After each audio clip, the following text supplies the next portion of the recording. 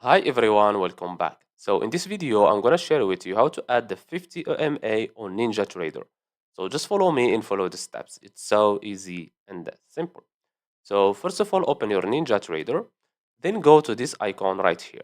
Click on it, go to available and scroll down until you see EMA.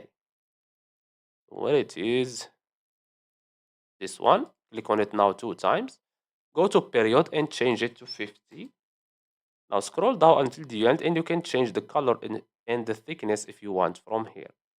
So click on it. We have here color. Click on it. You can choose any color you want. So let's choose, for example, this spring green. And we have here width. This is for the thickness. For example, I would choose 3. Click on apply and click on OK. As you can see here, this is our 50 MA. That's it. So I hope you found this video helpful. Don't forget to give us a like and subscribe. Thanks for watching and see you in the next one.